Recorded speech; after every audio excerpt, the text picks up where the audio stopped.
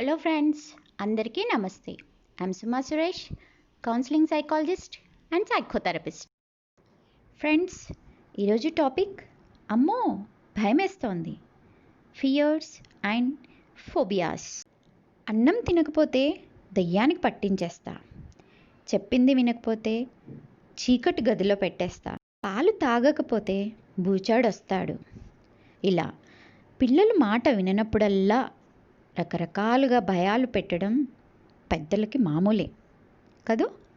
కానీ ఆ భయాలు పెద్దయ్యాక వాళ్ళపై ప్రభావం చూపిస్తాయి, కొన్నిసార్లు జీవితాంతం కొనసాగుతాయి. మరెలా? అసలు భయపెట్టకూడదా? ఏం చేసినా వదిలేయాలా?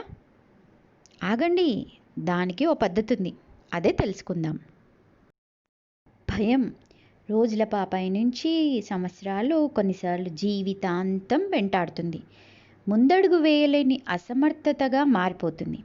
అంతర్లీనంగా వారి మనసుపై ఆధిపత్యం చెలాయించి ఆ భయానికి బానిసలుగా చేస్తుంది. సరైన సమయంలో ఆ భయాన్ని పోగొట్టకపోతే కొన్నిసార్లు ప్రమాద స్థాయికి చేరుకోవచ్చు. అసలు భయం ఎందుకు మొదలవుతుంది? అది లేకుండానే చిన్నారుల్ని క్రమశిక్షణగా ఎలా పెంచాలనేది ఈ రోజుల్లో మనలో చాలామంది నేర్చుకోవాలి. భయం సహజం, పిల్లల నుంచి పెద్దల వరకు ప్రతి ఒక్కరిలోనూ ఏవో కొన్ని భయాలు సాధారణంగా కనిపించేవే.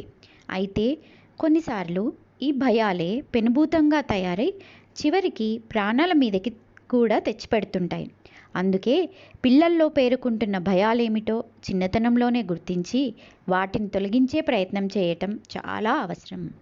Fear is an emotion induced by perceived danger or threat, which causes physiological changes and ultimately behavioral changes such as fleeing, hiding or freezing from perceived traumatic events. రోజుల పాపాయికి నిద్రలో ఉన్నప్పుడు గట్టిగా వినిపించే శబ్దాలు, వేడి నీళ్ళు, కాస్త గట్టిగా ఊయల ఊపడం, ఇలాంటివన్నీ భయాన్ని పెంచితే కాస్త పెద్ద పిల్లలకి మనం రకరకాల సందర్భాల్లో చెప్పే విషయాలు, కొన్ని కాస్త పెద్దయ్యే కొద్దీ టీవీలో వచ్చే దృశ్యాలు, వికృతంగా ఉండే బొమ్మలు, తెలియని వ్యక్తుల అరుపులు, ఇంట్లో అరుపులు, ఇవన్నీ కూడా విని వాళ్ళు భయపడతారు. జాగ్రత్త, కింద పడతావు, చీకట్లో బయటకు వెళ్ళకు, అక్కడ బల్లి ఉంది, అక్కడ దయ్యం ఉంది తెలుసా, ఇలా చాలా రకాలుగా భయపెడుతుంటాం. వీటన్నింటి కారణంతో వాళ్ళు కొన్నిసార్లు ఎలా మాట్లాడాలో, ఏం చేయాలో తెలియక మౌనంగా ఉండిపోతారు. ఇక చెప్పిన మాట వినకపోతే పెట్టే భయాలు మనకు తెలిసినవే. కొందరు అవకాశం దొరికినప్పుడు తోటి వారిపై అదే భయాన్ని ప్రయోగిస్తారు. నేను భయపడ్డా కదా, వాడు నా మాట వినాలంటే భయపెట్టడమే పరిష్కారం అనుకుంటారు. ఇక పిల్లలు కాస్త పెద్దయ్యే కొద్దీ నలుగురిలోకి వెళ్ళడానికి భయపడతారు. టీచర్ దగ్గరికి వెళ్ళి ధైర్యంగా మాట్లాడలేని స్థితికి చేరుకుంటారు. ఏ పని చేయాలన్నా కంగారు పడతారు, సంకోచిస్తారు, మానసిక స్థైర్యాన్ని కోల్పోతారు. ఇక కొన్నిసార్లు అనుకోకుండా ఓ రోడ్డు ప్రమాదాన్ని చూడడం, తెలిసిన వారి మృతి, ఇలాంటివన్నీ చిన్నారుల మనసును గాయం చేస్తాయి. స్నేహితులను లేదా తెలిసిన వారిని కుక్క కరవడం చూస్తే ఇంకా కుక్క వద్దకి వెళ్ళరు. ఏది చేయాలన్నా ముందు ప్రతికూలంగా ఆలోచిస్తారు, ఏదైనా జరుగుతుందేమోనని సంకోచిస్తారు. ఇవన్నీ కాదు, మార్కులు రావేమో, సరిగ్గా ఆడలేనేమో, ఓడిపోతానేమో, చేయగలనా లేదా, ఇలాంటి సందేహాలన్నీ కొన్నిసార్లు భయం నుంచే మొదలవుతాయి. భయం అనేది ఒక ఎమోషనల్ రెస్పాన్స్, భావోద్వేగ ప్రతిస్పందన. Fears are common in everyone's life.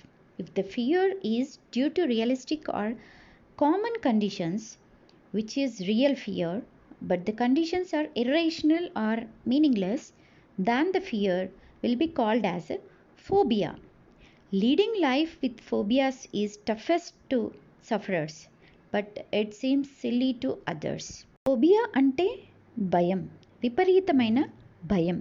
ఈ భయం అనేది యాంగ్జైటీతో స్టార్ట్ అవుతుంది. ఫోబియాస్తో సర్దుకుపోయేవారే ఎక్కువ. ఇతరులకు ఏమాత్రం భయం కనిపించని విషయం ఫోబియా ఉన్నవాళ్లను వణికించి వేస్తుంది. స్పైడర్స్, కాక్రోచెస్, ఎత్తైన ప్రదేశాలు, బల్లి, ఉరుములు, మెరుపులు, రక్తం, ఇంజెక్షన్స్, ఒంటరిగా ఉండటం, ఎక్కువ మంది జనం ఉన్న ప్రదేశాలు, ఇవన్నీ చాలా ఎక్కువ మందిలో కనిపించే ఫోబియాలు. ఫోబియా అనేది చాలా సాధారణంగా కనిపించే మానసిక సమస్య. ఈ ఫోబియాస్ రావడానికి గల కారణాలు చూస్తే కొన్నిసార్లు పుట్టుకతో రావచ్చు, అంటే వంశ పారంపర్యంగా రావచ్చు. ఫ్యామిలీ, డిప్రెషన్, స్ట్రెస్ ఎక్కువైనప్పుడు, న్యూరో ట్రాన్స్మిటర్స్ ఇంబ్యాలెన్స్ అయినప్పుడు, యాంగ్జైటీ ఉన్నప్పుడు వచ్చే అవకాశాలు ఎక్కువగా ఉంటాయి. సిమ్టమ్స్: పానిక్ అయిపోతారు, dizziness, difficulty in breathing, heart rate ఎక్కువ అయిపోతుంది, స్వెట్టింగ్ వస్తుంది, ట్రంబ్లింగ్ ఉంటుంది, చనిపోతామేమో అన్న భయం ఉంటుంది, కంట్రోల్ లేకుండా అవుతారు. ఫోబియాస్ అనేవి చాలా రకాలు ఉంటాయి. అందులో ముఖ్యమైనవి 3 రకాలు: specific phobia, social phobia, agoraphobia. Specific phobia: people may fear of specific animals, people's, environments, situations. Some examples for specific phobias: fear of high places, acrophobia. Fear of high places like big buildings, mountains, bridges, lifts, etc. are examples for acrophobia. Fear of closed rooms, claustrophobia. Fear of narrow lanes, closed rooms, social phobia. The person feels that everybody is watching him. He will afraid of his own actions being watching by others. Social phobia persons face lot of distress and disturbances in daily functioning. Agoraphobia is nothing but irrational fear of being in places away from the home. Fear of open places, public places, crowded places, and any other place from where there is no easy escape to a safe place. It is a fear of being in public places where it would be difficult. Treatment usually includes some combination of psychotherapy and medication depending on the type of phobia. Counter conditioning, graded exposure, systematic desensitization, hypnosis is another useful technique to overcome phobias. Another behavioral technique involves imaginary flooding. Supportive psychotherapy along with family therapy is useful in many cases. పిల్లలకి భయం నేర్పించకూడదు. పిల్లలతో వీలైనంత ఎక్కువసేపు మాట్లాడడం తల్లిదండ్రులు చేయాల్సిన మొదటి పని. వాళ్ళ అలవాట్లు, ఆసక్తులు, అభిరుచుల నుంచి మొదలు పెడితే వాళ్ళ భయాలు తెలుస్తాయి. అది చెప్పే స్వేచ్ఛను మనమే ఇంట్లో కల్పించాలి. మీరెలా అధిగమించారనేది వాళ్లకు తెలియజేయాలి. మీకు ఏది చెప్పినా సాయం చేస్తారనే నమ్మకాన్ని కలిగించాలి. ధైర్యాన్ని నూరిపోయాలి. చిన్నతనంలో పిల్లల్లో ఊహాశక్తి కాస్త ఎక్కువగానే ఉంటుంది. అదే సమయంలో చిన్న చిన్న భయాలు ఉంటాయి. వాటిని గుర్తించే బాధ్యత మనదే. మనమే భయపెట్టినా కొన్నాళ్లకు పట్టించుకోం. అలాగని నిర్లక్ష్యం చేయకూడదు. దాన్ని గుర్తించాలి. పిల్లల్లో భయం పోగొట్టేందుకు కథలు బాగా ఉపయోగపడతాయి.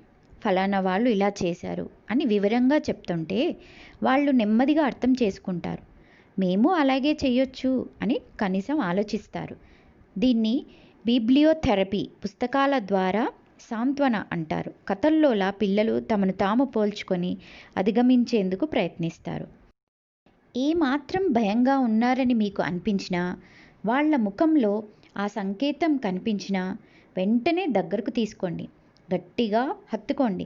అలాగే వెన్ను నిమిరినా, కౌగిలించుకున్నా వాళ్ళలో భయం సంకేతాలు చాలా మట్టుకు తగ్గుతాయని యూనివర్సిటీ ఆఫ్ మియామీకి చెందిన అధ్యయనకర్తలు చెప్తున్నారు. సమస్య మనల్ని ఓడించకూడదు. మనమే సమస్యలను అధిగమించాలి. భయాలను అధిగమించండి. ఆరోగ్యంగా జీవించండి. Thank you.